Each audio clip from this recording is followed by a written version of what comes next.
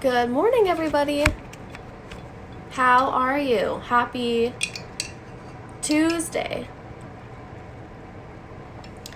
Welcome back to the Everyday with Meg show. I'm about to get my workout in. I've had a really lovely morning, just doing some personal development. I meditated. If you don't know who Jay Shetty is, you should definitely go and look him up. He just came out with his first book called Think Like a Monk, and he's doing a 20-day meditation challenge. So I recommend, if you're curious about meditation, go follow him. He's been really an inspiration for me lately.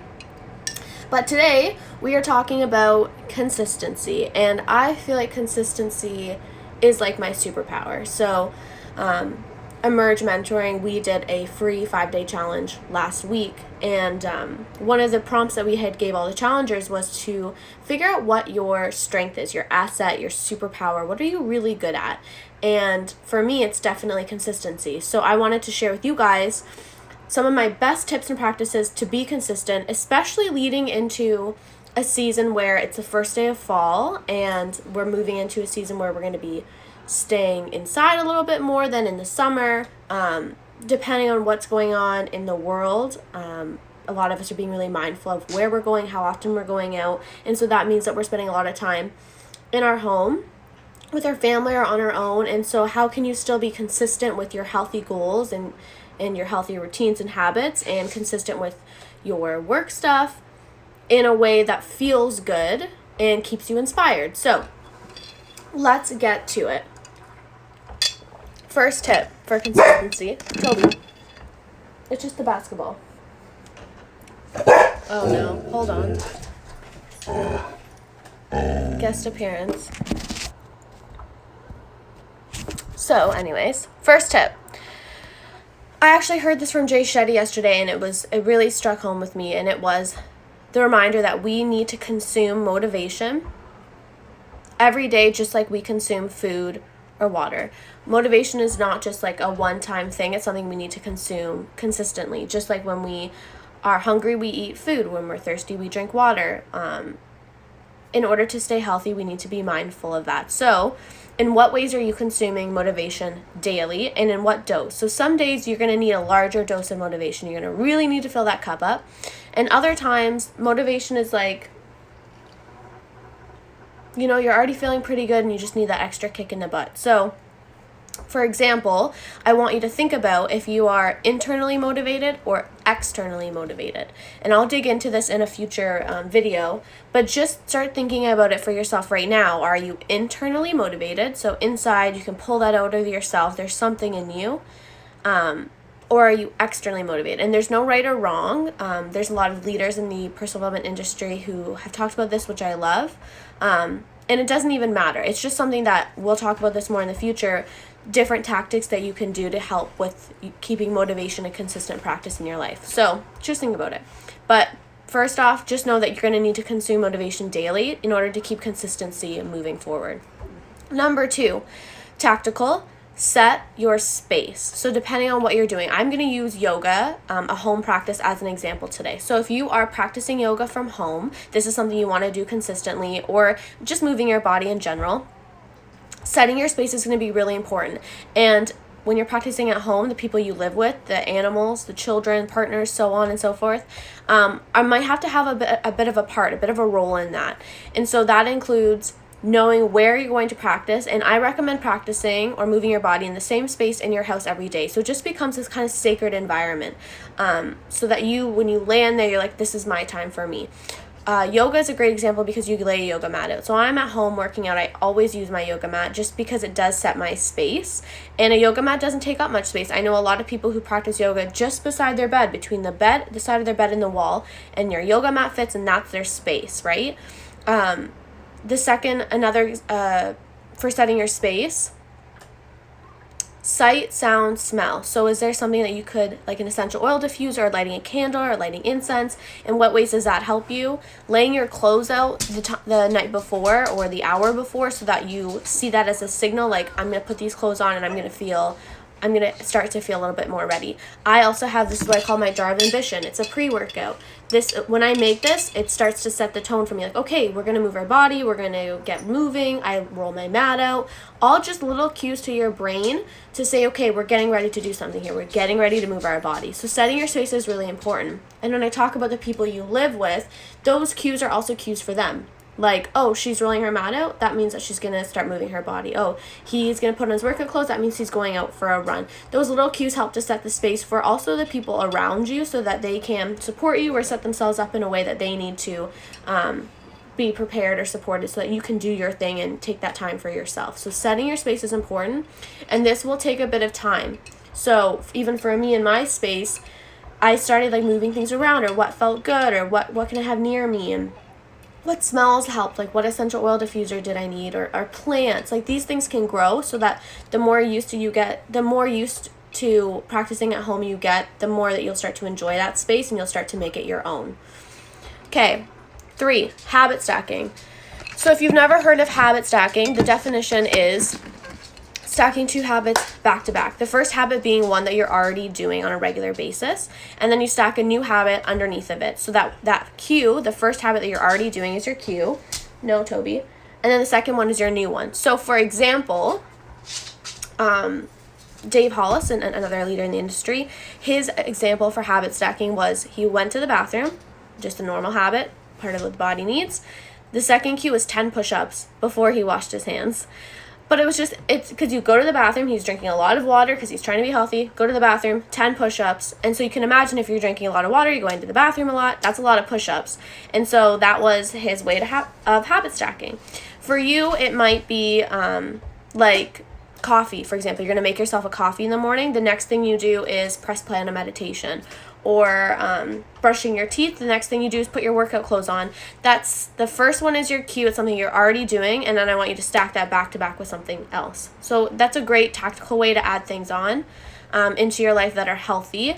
And then when it comes to a home practice, sometimes something like making a tea, something you already do, and then laying your mat out. I would just want you to think about what's going to be easiest for you that you're already doing. You don't need to make life any more difficult than it already is these days. So what can you put your yoga practice or your movement practice beside? What can you stack that beside that you're already doing? Okay, and so I find the morning is the easiest way to do that. Take your vitamins, open your laptop, find your practice for the day, whatever it is. Okay, next. Having a schedule, a structure, a layout, a challenge, this has been so helpful for me. I think out of all of these, just having the structure is what keeps me the most consistent, because I love checking things off. I love having a calendar on the wall. That's a lot of the workout programs I've done, all of them in the past, really, I've hung a calendar on the wall with that 30 days or 60 days or whatever it is, and I check it off as I go, and it makes me feel organized. It makes me feel like I'm making progress, and I know there's just something about having that structure that pushes and motivates and inspires me. So, Toby, there's a lot of opportunities for you guys out there. Like in Fine Feather, we have 30-day home programs. We have 7-day programs, so that's what you can do. I have a lot of, like I just said, I have a ton of workout programs. I'm about to do a 30-day running and strength training program. And so just knowing I have 30 days, this is the schedule, this is the setup, everything is organized and laid out thoughtfully and mindfully and intelligently, so I know I'm supporting myself that way.